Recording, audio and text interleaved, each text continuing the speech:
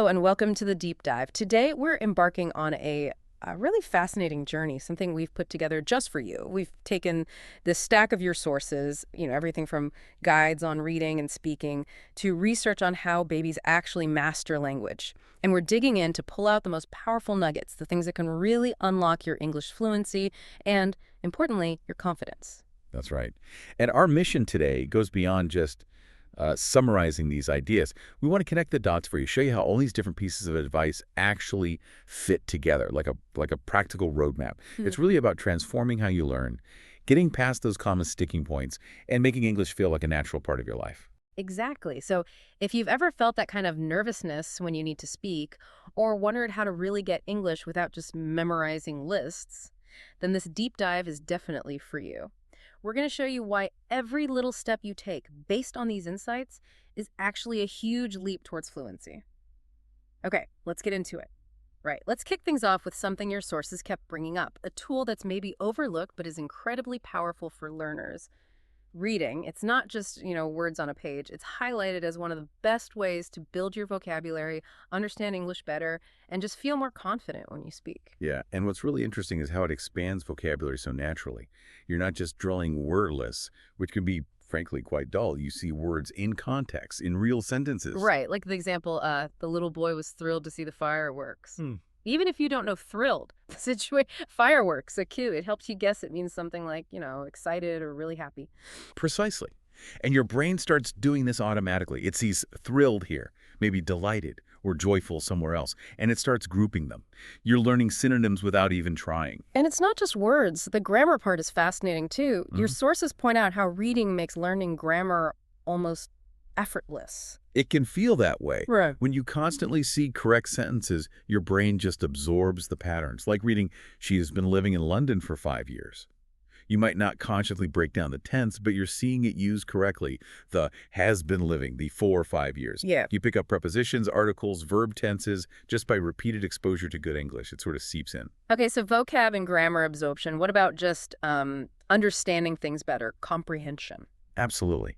Reading trains your brain to process information in English.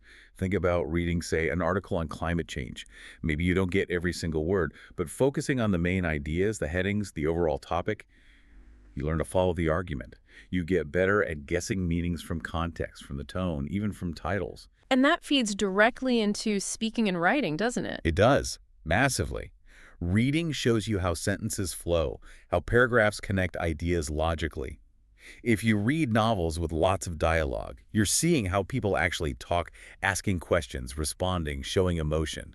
You absorb natural phrasing like saying, "I'm exhausted," instead of maybe a more literal, "I am very tired." And for writing. You see how good writers structure things, how they use punctuation, how they keep you interested. It's like getting a backstage pass to effective communication. Plus, there's the cultural aspect, which your sources really highlighted. Yes. That's often underestimated. Books and stories, they offer this unique window into English-speaking cultures. You might read a story set in the U.S. and learn about Thanksgiving or, I don't know, American high school life. Or a British novel might introduce you to afternoon tea or that specific kind of British humor. So it's not just the language rules, it's the context, the way people think and live. Makes it more meaningful. Exactly. More meaningful and definitely more enjoyable, which, let's be honest, helps you stick with it. Okay, that's a really strong case for reading.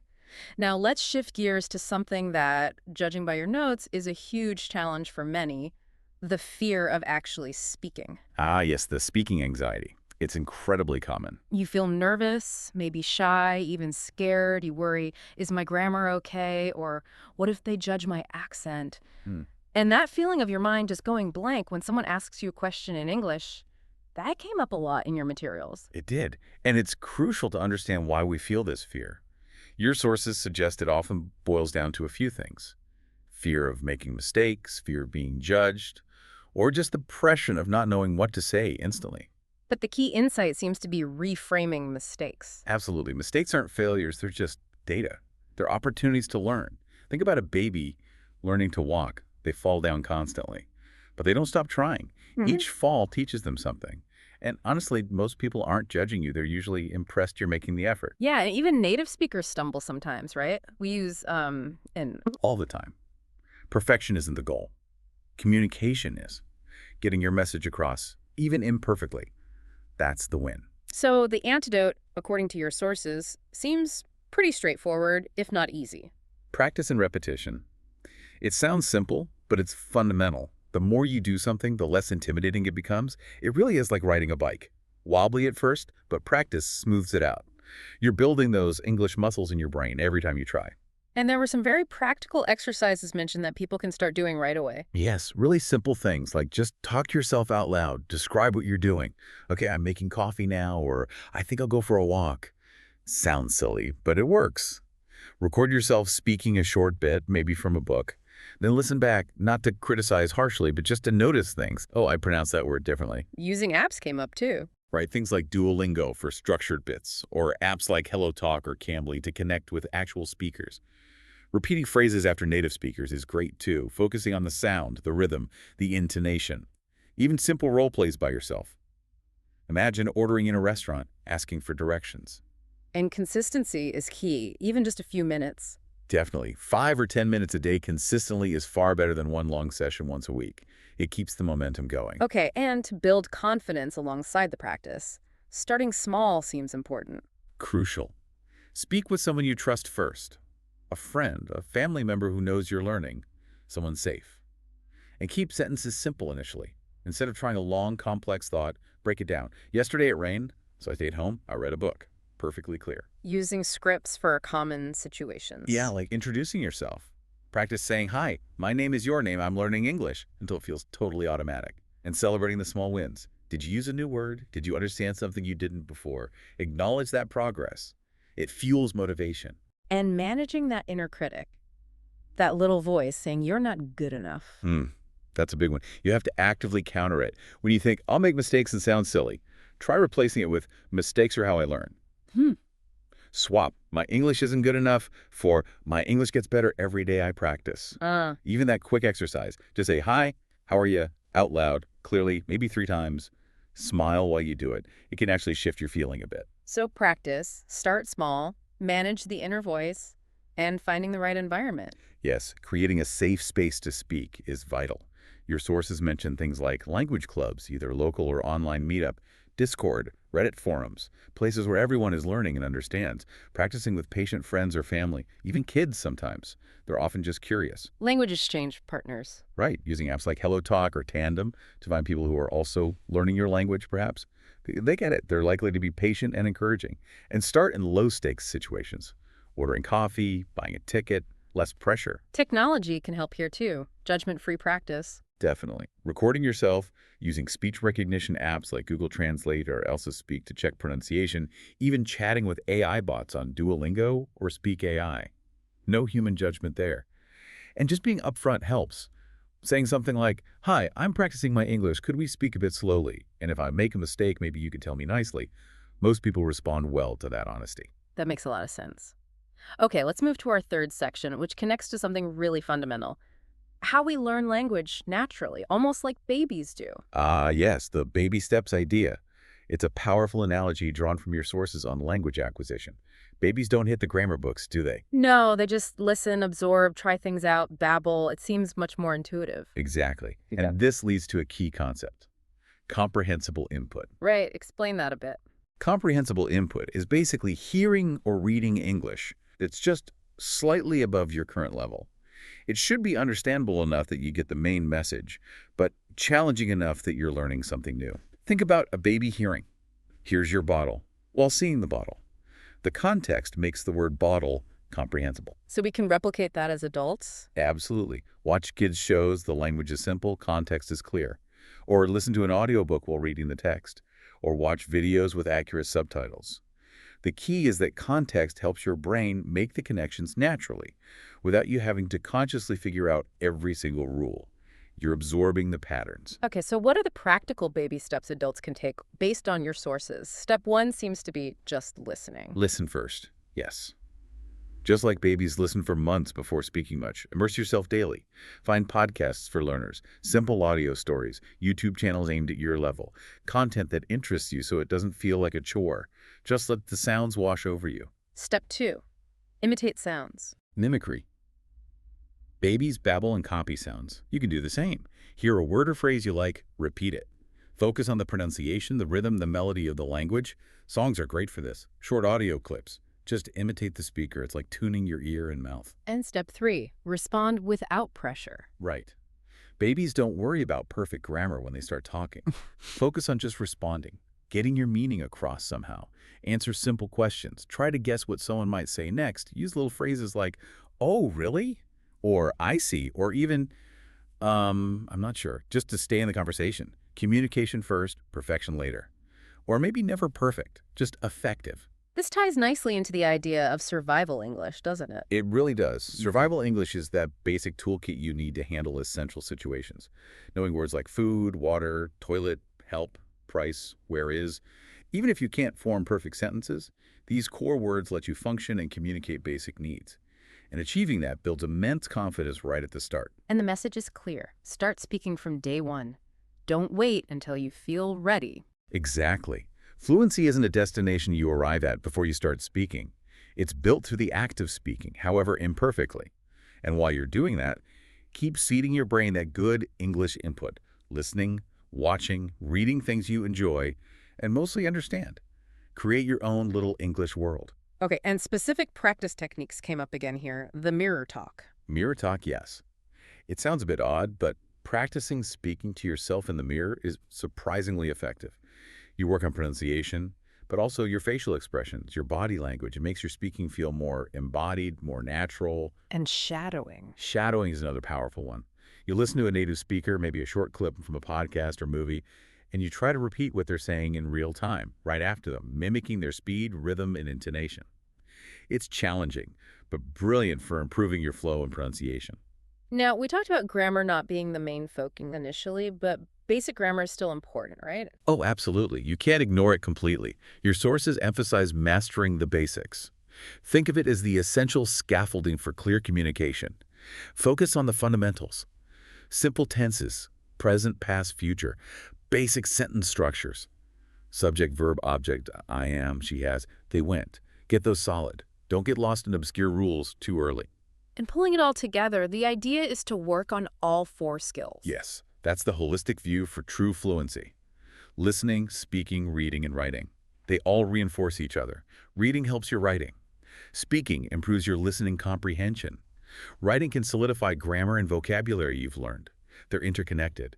Even something simple like keeping a journal in English, writing short emails or messages, it all helps consolidate your learning. And underlying all of this is consistency. Consistency is everything. Your Yeah. sources were unanimous on this. Even 15, 20 minutes a day done consistently adds up massively over time. It's about building habits, making it part of your routine, not just a task to be checked off. Wow, okay.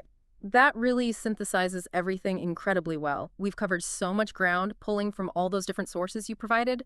We've seen the surprising power of reading, how it builds vocabulary and grammar almost subconsciously.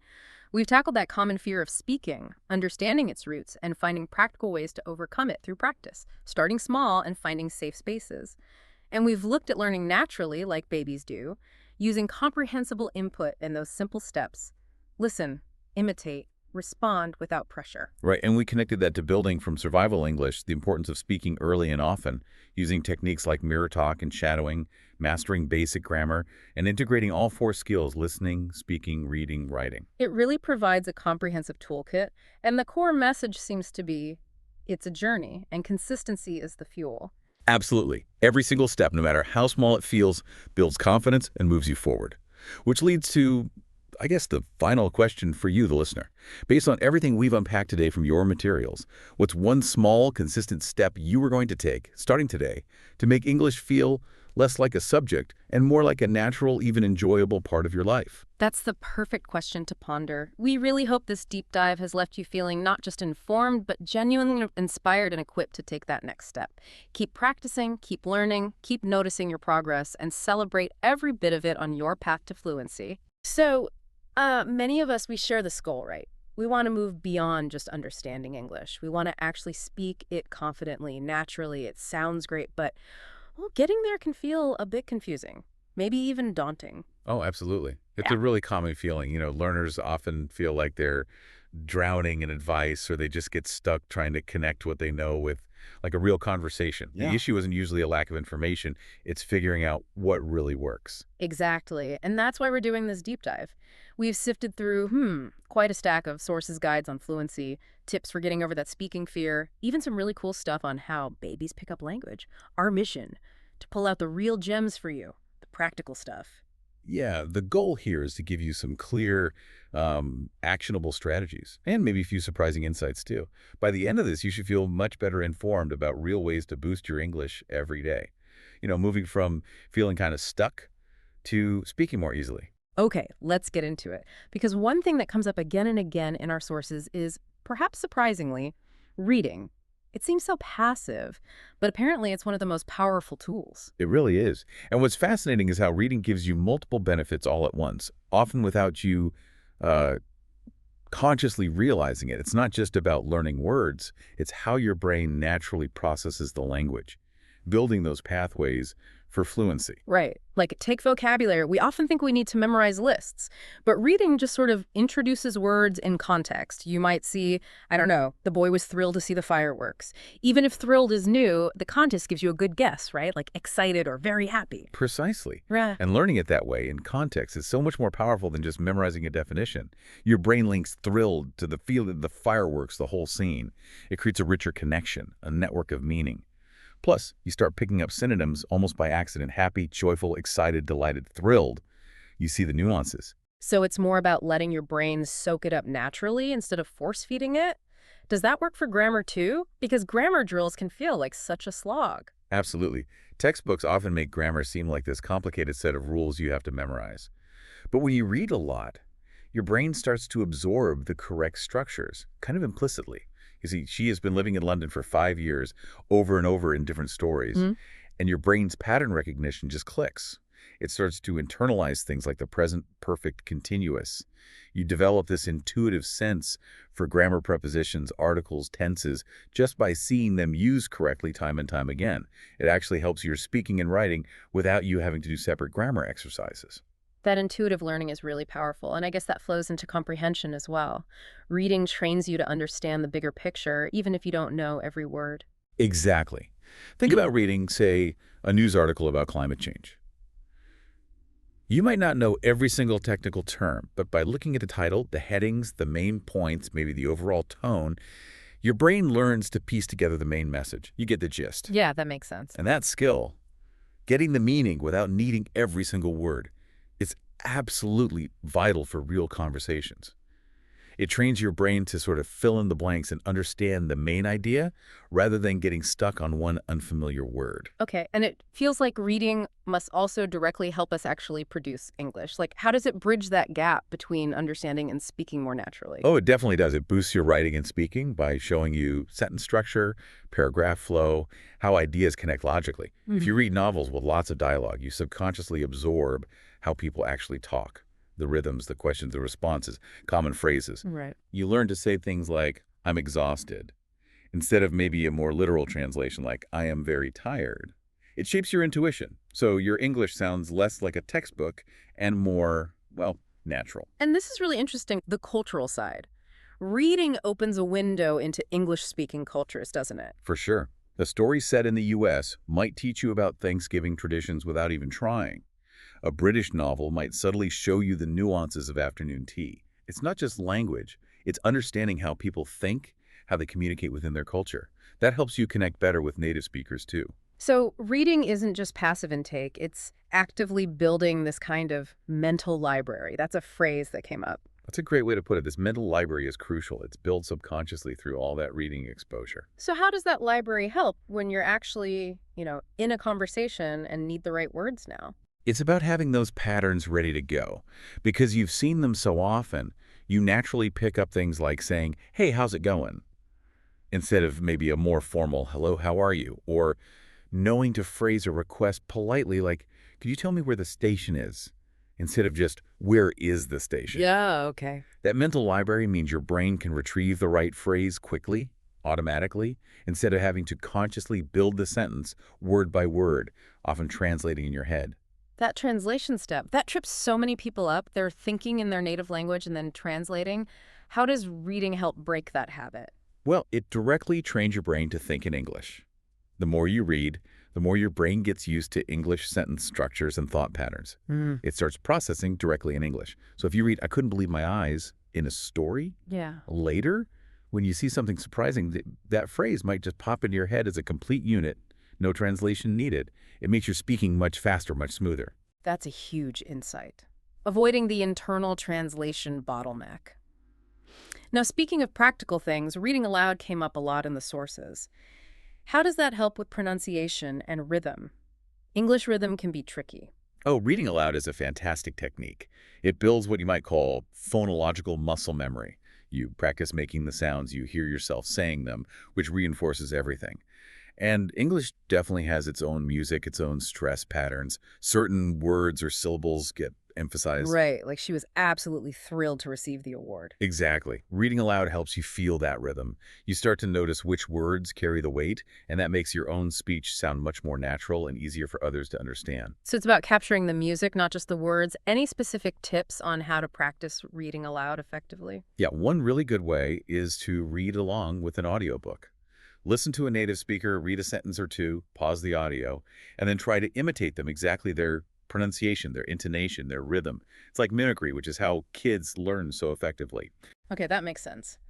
So we've covered the power of input through reading, but input's only half the story, isn't it? Let's shift gears and talk about something huge. The fear of actually speaking, that pit in your stomach feeling. Oh, it's massive, a huge barrier for so many learners. The sources consistently point to common fears, like the fear of making mistakes, saying the wrong word, messing up the grammar. But the thing is, mistakes are completely normal. They're how we learn anything. Think about a toddler learning to walk. They fall down constantly, right? Yeah, definitely. Those aren't failures, they're just Okay. feedback. Their brain uses that information to adjust. It's the same with language. And what about the fear of being judged? Worrying that people will laugh or think you sound stupid. That's another big one. Yeah. But the sources are pretty clear on this. Most people are not judging you. Seriously. Often that feeling comes more from our own self-consciousness. In reality, native speakers usually admire the effort it takes to speak another language. It's hard. That's reassuring. Then there's the fear of your mind just going blank. You open your mouth and nothing comes out. Totally normal. Yeah. Even native speakers pause, use fillers like or lose their train of thought sometimes. It happens. So the main message from the sources about all these fears is, well, that they're normal. Having fear doesn't mean you're bad at English. It just means you're human. The goal isn't perfection, it's communication. Right. Communication over perfection. So how do we actually tackle this fear? The sources point to something simple but powerful: practice and repetition. How does just doing it help? Practice works in a couple ways. First, it builds familiarity. The more you practice common phrases, the more automatic they become. This reduces the mental effort needed, and that lowers the anxiety. It's like desensitization, almost. Okay. Second, practice changes how you see mistakes. They shift from being scary failures to just being part of the learning curve. Opportunities to adjust and improve. And every little success, even just saying one sentence correctly, gives your brain a little boost, reinforces the effort. Those small wins really add up, don't they? Building confidence bit by bit. What are some simple, practical ways the sources suggest to get that practice in? Loads of accessible things. One is just talking aloud to yourself. Describe what you're doing as you cook breakfast. Narrate your thoughts in English. Sounds maybe a bit odd, but it gets you comfortable hearing your own voice. Mhm. You can record yourself speaking, listen back, maybe notice things to improve, then try again. Using language apps, Duolingo, HelloTalk, Cambly for short daily practice sessions is also highly recommended. And actively mimicking native speakers from videos or audio repeating phrases, trying to match their sound and rhythm, is great for pronunciation. Like shadowing. Exactly, shadowing is a great term for it. Even simple role-playing, like practicing how you'd order coffee or introduce yourself, can make real situations feel less intimidating. The key takeaway is consistency. Practice makes progress. Practice makes progress. I like that. Okay, building on that natural learning idea, let's talk about the baby steps approach. How babies learn language is just amazing when you think about it. It really is. It's all listening, repetition, immersion. They don't worry about grammar rules or making mistakes. Their brains are like these incredible pattern-detecting sponges, just soaking it all up. They're constantly surrounded by language. Which brings us to this key idea: Comprehensible input. Can you break that down? What does it mean and why is it so important? Sure. Comprehensible input basically means listening to or reading English that's just slightly above your current level, enough that you understand most of it, but there's still something new to learn. Think of a baby hearing the word bottle while actually seeing the bottle. The context makes the new word understandable, comprehensible. Okay. For adults, this might mean watching kids' TV shows where the language is simple and there are lots of visual clues, or listening to a podcast for learners with a transcript. The idea, championed by linguists like Stephen Krashen, is that we acquire language naturally when we understand messages containing slightly new structures. That little bit of challenge is where the learning happens almost unconsciously. So the magic is in understanding the message, even with a few new bits. How can adults consciously use these baby steps? We can definitely adapt it. First, listen a lot.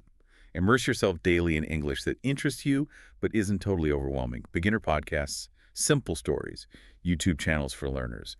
Your brain starts picking up rhythms and patterns even if you don't catch every word. Right. Second, imitate sounds. Don't worry about perfection. Try mimicking the sounds, the intonation, maybe from songs or short clips. It builds the physical ability to make English sounds. Third, respond without pressure. Focus on just getting your message across like a baby does. Use simple answers, filler phrases, communication first, perfection later. That sounds so much less stressful. But, as adults, we have baggage with babies and overthinking, comparing ourselves, embarrassment. How do the sources suggest dealing with those? They acknowledge those are real challenges for adults. Our analytical minds sometimes get in the way of that natural, implicit learning. The advice is really to be patient with yourself, remember it's a long game, and keep reminding yourself that mistakes are stepping stones, not signs of failure. Acknowledge the adult hurdles, then try to adopt that childlike willingness to just try. Okay, so putting this all together, how do we create a structured path to fluency? Our sources outlined 5 key steps for adult learners. What's step 1? Step 1. Master survival English first. This isn't about being fluent. It's about knowing the absolute essential words and phrases for basic needs. Food, water, toilet, help, how much, that kind of thing. Why start there? Because it builds immediate confidence for real-world situations. Successfully ordering food or asking for directions gives you a crucial early win. It shows you that you can use the language to achieve something practical, which is hugely motivating. It creates momentum. Makes sense. Get some quick wins. What's step 2? Start speaking from day one. Don't wait until you feel ready or perfect. That day never comes. Fluency develops through speaking, not before it. Even just saying a few sentences to yourself each day, maybe describing your room or reading a short paragraph aloud. Accept that mistakes will happen. That's non-negotiable. Get over the perfectionism early. Okay, step 3. Focus on good English input. Surround yourself with the language. Listen actively, podcasts, music, movies. Tune into the rhythm and flow. Read consistently simple books, news articles, whatever interests you to absorb sentence structures and vocabulary. Consistent, comprehensible input is fuel for your brain. Immerse yourself. Got it. Step 4. Consistent speaking practice. This needs to be purposeful. The sources mention the mirror technique. Have you heard of that? Talking to yourself in the mirror. Exactly.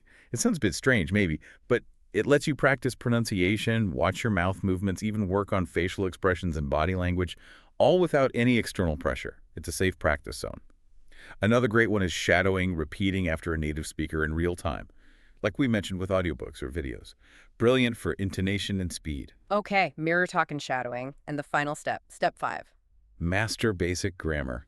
Notice the emphasis on basic. You don't need to become a grammar expert on every obscure rule. Focus on the fundamentals: present, past, future tenses, common sentence structures like I am, he goes, they have. This provides the essential framework for your sentences, making you clearer and more confident. Think of it as the skeleton that holds your language together. So survival English, speak from day one, get good input, practice speaking consistently, and nail the basic grammar. Seems like a solid plan. And there's a sort of bonus step, too. Focus on all 4 skills: listening, speaking, reading, and writing. They all reinforce each other. Improving one helps the others. It leads to more well-rounded fluency. Right, they all connect. Okay, let's make this super practical. How do we integrate reading effectively into daily life?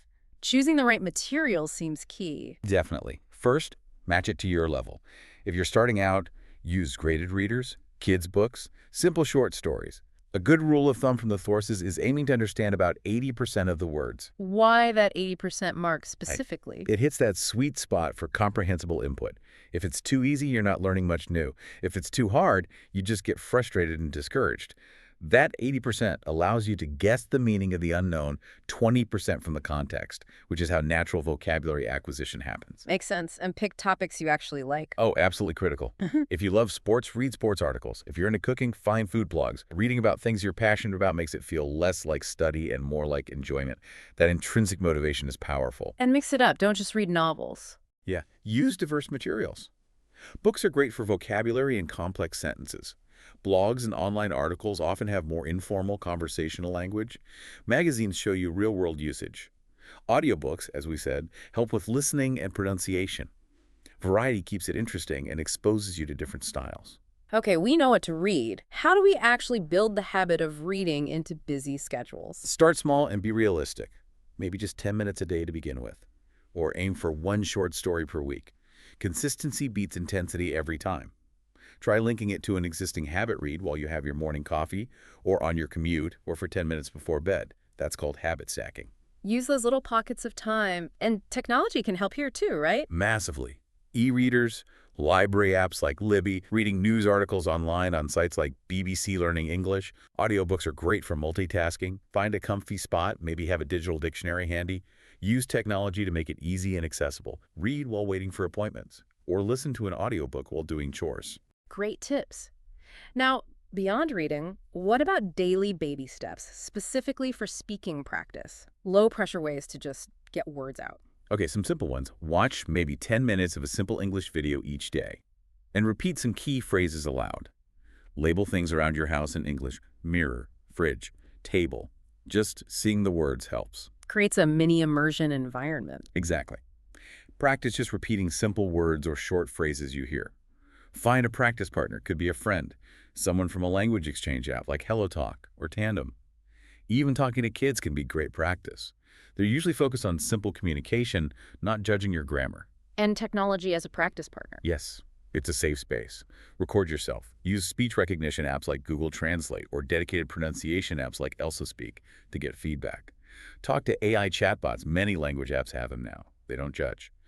And importantly, be upfront with real people. It's okay to say, "Hi, I'm practicing my English. Could we speak a little slowly?" Most people are happy to help. It manages expectations and reduces your anxiety. That's really empowering advice. Okay, finally, let's talk about the journey itself. Overcoming hurdles, celebrating successes. It's not always smooth sailing. Definitely not. You'll hit challenges, like unknown words when reading. Hmm. The advice is, try to guess from context first. What does dazzling sun likely mean, even if you don't know dazzling? Only look up words that seem really important or keep appearing. Use an English dictionary if you can to stay immersed. What about losing motivation or feeling like you have no time? Find materials that genuinely interest you that helps motivation immensely, and break tasks down. Even 5–10 minutes of focused reading or listening daily adds up significantly over time. Make it feel like a treat, not a chore. If a long article seems daunting, read just one section. Maybe read it aloud. Take brief notes. And celebrating progress seems really crucial for staying motivated. How do we do that effectively? Yeah, acknowledge your achievements. Keep a simple journal maybe. Note down small wins. Understood a joke in English today. Or used a new phrase in conversation. Set little milestones. Learn 20 new words this week. Have a 5-minute chat without switching languages. Recording yourself periodically, say once a month, and listening back can be incredibly powerful. You literally hear the improvement. Should we reward ourselves too? Absolutely. Small treats for sticking to your daily practice, maybe a bigger reward for hitting a significant goal, like finishing your first book in English or navigating a tricky conversation successfully. Share your successes with friends or online communities too. That accountability and support helps. And remember to celebrate progress beyond just accuracy, understanding more, feeling more confident, using language more naturally. Those are huge wins. And reflecting on how far you've come. Yes, Yeah? progress can feel slow day to day, but when you look back over weeks or months, you'll likely be amazed at how much you've learned. That reflection really fuels continued effort. Okay, so let's quickly recap this deep dive. We've seen this integrated approach works best. It starts with reading as a powerful foundation, building vocabulary, grammar intuition, comprehension, all naturally. Right. Then moving into practical communication by speaking consistently, even when it feels scary. Practice really does build confidence and makes mistakes feel like learning opportunities, not failures. We talked about adopting those simple baby steps, focusing on comprehensible input, listening, imitating, and communicating without the pressure of perfection, just like kids do. And we outlined that structured path. Survival English first, speaking from day one, getting lots of good input, consistent speaking practice, and mastering those basic grammar essentials, all supported by building smart daily habits. And throughout it all, keeping a positive mindset, overcoming challenges creatively, and really celebrating every bit of progress. So fluency isn't really about hitting some perfect endpoint, is it? Not at all. It's about being able to express yourself, understand others, and connect. It's a journey, not a destination. Exactly. So here's a thought to leave you with. Knowing all this, what's one small, manageable step you can take starting today to make English feel just a little bit more like a natural part of your own life? You know that feeling. Learning English has to mean like piles of thick books. Oh, yeah. Memorizing endless grammar rules, these huge vocabulary lists. Right. It feels like this massive hurdle. Like you need some secret code just to have a normal conversation. Exactly. It can seem overwhelming. But what if there's another way, a path to actually, getting fluent without all that heavy studying? Well, that's exactly what happened for the person we're focusing on today, Emily Carter. Yeah, Emily's story. What's so interesting right off the bat about Emily is how her experience, it just challenges that really common idea, doesn't it? That formal book-based learning is the only real way to speak English well. Totally. Her story suggests something much more organic. Yeah, organic or maybe just natural. Absolutely. Yeah. So Emily, she's a 22-year-old university student right here in Austin, Texas, doing marketing. And just a few years back, the idea of speaking English fluently, it felt like miles away for her. She understood it fine. Passive understanding. Right. But actually speaking it with confidence, that was the big obstacle. Now, though, she speaks fluently, confidently. And the kicker is she did it largely without textbooks. Exactly. And that's what we're getting into today. We're doing a deep dive into Emily's journey to pull out the practical stuff, the things that you, listening, can maybe try to really boost your English by, well, living it, not just studying it from a page. Precisely. Emily's experience really shines a light on the power of immersion. Making the language a real active part of your life. Not just something you do in a classroom for an hour. Or from a book, yeah. It's about experiencing English in context. So let's get a quick picture of her background. Grew up here in Austin, but at home, Spanish was the main language. Okay, so bilingual environment to some extent. Yeah, her parents, Louise and Maria, they moved from Mexico before she was born. So English was all around her, outside the house, school, friends, TV. But that leap to actually using it herself actively just wasn't happening smoothly. No, not really. And if you think about how we learn languages, just being exposed, even if you understand a lot, it isn't always enough, is it? To build those active speaking skills. To not. Feeling comfortable, feeling confident enough to actually speak. That often comes from those early interactions, the environment you're really using the language in most. And that lack of confidence, it kind of solidified, became a real thing during one specific moment in high school, English class. The dreaded classroom moment. Yeah, with a teacher, Mr. Anderson. He asked her a question. She knew the answer in her head, but trying to say it. Oh, no. It came out all jumbled. The class laughed. Yeah. And Emily just felt totally mortified. Yeah, we've all been there, feeling put on the spot like that. And for her, that feeling really stuck. It did. That kind of experience just highlights how critical the learning environment is. If you're scared of being judged, scared of making mistakes, it can create a real mental block. A barrier to even trying. Exactly. And unfortunately, negative classroom experiences sometimes just make that fear even stronger. Definitely. So, okay, fast forward to college. Suddenly, English wasn't optional anymore. She couldn't just sidestep it. Right. It becomes essential. For everything. Courses, group projects, just, hanging out, making friends, social life. Absolutely. That's when she knew, okay, I have to find a way to get more fluent. But the thought of going back to, grammar drills and textbooks. This wasn't appealing after her past experiences. Not at all. So she decided, I'm going to forge my own path here. A way to get fluent without really opening a textbook. And that's what we're going to unpack. How did she actually do that? What's really insightful there is her proactive stance. Instead of feeling defeated or just resigning herself to methods she didn't like. She took control. Yeah, she actively looked for alternatives. That adaptability, that's often a key thing you see in successful learners. So by now, you're probably wondering, okay, sounds good, but how? How do you really learn English without books? It sounds a bit radical to some, maybe? It can, but Emily's journey, and actually her friend Sam's experiences too, they show it's not just possible. But it can be more natural, more enjoyable even. Exactly. A much more enjoyable way to actually get fluent. And thinking bigger picture, language learning-wise, Emily's approach, it lines up really well with focusing on what we call communicative competence. Okay, that's that exactly. It basically means prioritizing being able to communicate effectively, getting your message across, even if your grammar isn't perfect, especially at the start. Communication first, perfection later. Pretty much. It's about making yourself understood. Makes sense. Yeah. So let's walk through some of the main things Emily did. First, big one. She totally changed her everyday surroundings. Creating that English bubble. Yeah, like switched her phone settings to English, stopped using Spanish subtitles for videos. The subtitle trap. Easy to fall into. Right. Instead, she used English subtitles, or sometimes none at all. And she started actively listening to English podcasts, things like The English We Speak or Learn English with Bob the Canadian. Simple, accessible stuff. Yeah, total immersion, zero textbooks involved. And what's really key there is the deliberate effort, making English the default. It's about creating that constant, almost unconscious exposure.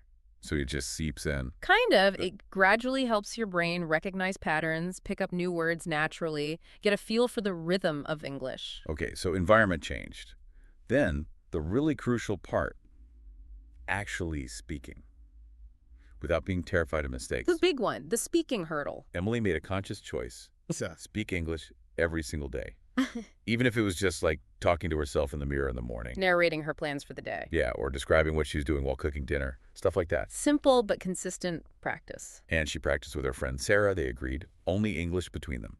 Plus, she joined online language exchange groups. Found people like Alex from New York for regular chats. So creating those opportunities, The more she spoke, the less she worried about, messing up. that really hits on the importance of active practice and finding what you might call safe spaces to experiment. Low pressure zones. Exactly. For so many learners, that fear of mistakes is the biggest barrier. Emily's strategies tackle that head on by making speaking just a regular, normal thing. And it wasn't just like scheduled practice. She actively looked for chances in real life. Using it on the go. Ordering food in English at cafes, striking up little conversations with strangers, coffee shop, gym, whatever. She even got a part-time job in a cafe.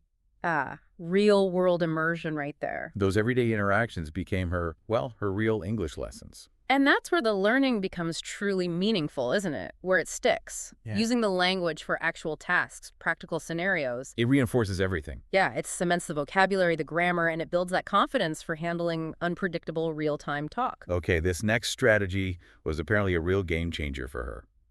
She started thinking in English, actively. The internal switch. That's a big step. Instead of thinking in Spanish first and then translating in her head, which takes time. And mental energy. Right. She made a conscious effort, think directly in English, describing her surroundings in her head, mentally rehearsing potential conversation. Little mental exercises. These kinds of things really help speed up her fluency, she said, and reduce that hesitation, that feeling of searching for words. That shift from constant translation to direct thinking in the target language, that's a huge milestone. Really? Oh, yeah. It shows a deeper level of integration, understanding. It's what lets you speak more spontaneously, more naturally. We sometimes call it cognitive fluency. Cognitive fluency. Okay. Your brain's just working in English. Exactly. And finally, Emily made it fun. She found ways to enjoy the language. Crucial for staying motivated. Listening to music artists like Adele, watching stand-up comedy, Kevin Hart, Trevor Noah, people like that. Getting the humor, the rhythm. Playing word games on apps, Duolingo, Word Connect. She connected English to things she genuinely enjoyed. So it felt less like homework. And more like entertainment, yeah. That element of enjoyment. It's so often underestimated in language learning. If you're having fun, you're way more likely to stick with it long term. It becomes something you want to do. Not something you feel you have to do. Big difference. Okay, but it wasn't all smooth sailing, obviously. She definitely hit challenges. Of course, learning any language has its bumps. And how she handled them offers some really good insights for listeners, like that fear of being judged. Still major factor. She remembers this one time she accidentally said exited instead of excited to a classmate, Michael. Ah, simple slip-up. Happens to everyone.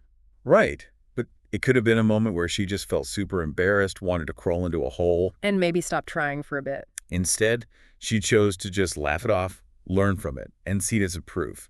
Proof that she was actually putting herself out there, trying. That kind of resilience, that ability to reframe mistakes as learning moments, absolutely vital. Turning negatives into positives. Successful learners tend to view errors not as failures, but as, like, valuable data points, feedback that helps them get better. Another hurdle. Lack of confidence, especially early on. Very common. So to tackle that, she started practicing out loud in front of a mirror every night, pretending she was talking to someone. Building that muscle memory almost. And she started recording herself speaking, which felt weird at first, she said. I bet. It can be strange hearing your own voice. But it really helped her pinpoint areas to improve. Pronunciation, fluency, stuff like that. That shows a really proactive approach to self-assessment, doesn't it? Analyzing her own speaking, taking ownership. Identify what she needed to work on. Exactly. And what about those times when you just draw a blank? Don't know the right word. The vocabulary gap. Happens all the time. Instead of just freezing up, staying silent, Emily learned to describe things. Use simpler words she did know. Talking around the word. Yeah. She gave this great example. Grocery store, didn't know cabbage. So she just described it like, a round vegetable, looks like lettuce but bigger. And the cashier got it. Yep. Understood perfectly. That skill, we call it circumlocution, finding other ways to express yourself. It's so important for keeping the conversation flowing. Stops you getting stuck. And feeling discouraged, yeah. Yeah. Keeps you communicating. Then there was understanding fast talkers. That's a big one for learners. Oh, yeah. Native speakers can sound like they're going a mile a minute. Her strategy was smart. Start slow. Listen to English content spoken more slowly, clearly, like those BBC Learning English podcasts. Scaffolding the listening. And she used subtitles strategically. Watch with them first, then rewatch without. See how much more she caught the second time. Active viewing, not just passive. And sometimes, just repeated listening. Same audio clip, multiple times, picking out more details each time. That's a really thoughtful, gradual way to build listening comprehension. Start accessible, slowly ramp up the difficulty. Use the tools available. Right, tools like subtitles, slow playback speeds, initially they help bridge that gap to more challenging natural speed stuff. So let's boil it down. What are the actual steps Emily took that someone listening could start doing, like today, if they want to learn without the books? Okay, the actionable takeaways. First, create that English environment. Phone settings, social media, videos, movies, maybe subtitles first, then try without.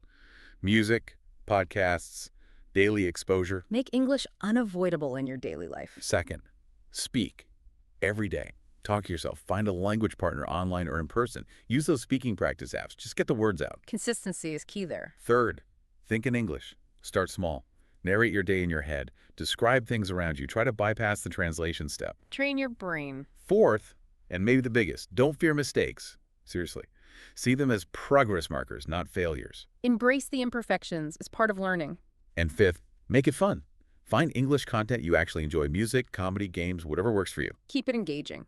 Emily saw real, significant improvement within about a year of doing this stuff consistently. Felt way more confident, even gave a university presentation completely in English. That's fantastic progress in a year. Pretty amazing, right? And what's really neat is how all those strategies, they work together. They reinforce each other. So it's a system. Yeah, creating that immersive environment, actively using the language in different ways, it builds this positive cycle of learning and improvement. Okay, let's dive a bit deeper into that idea of training your brain. Thinking in English. Emily really stressed how important this was. That cognitive shift again. And it started super simple. Everyday thoughts. Instead of thinking in Spanish, tengo que levantarme, then translating. She'd just think the English directly, I have to wake up. Right. Or narrating actions in her head in English as she did them. Describing things she saw around her in English, not translating first. She found that made a huge difference in her fluency. Made the words come more naturally. Exactly. Less searching, more flowing. It really is about building that direct connection. Constantly translating adds that extra cognitive load.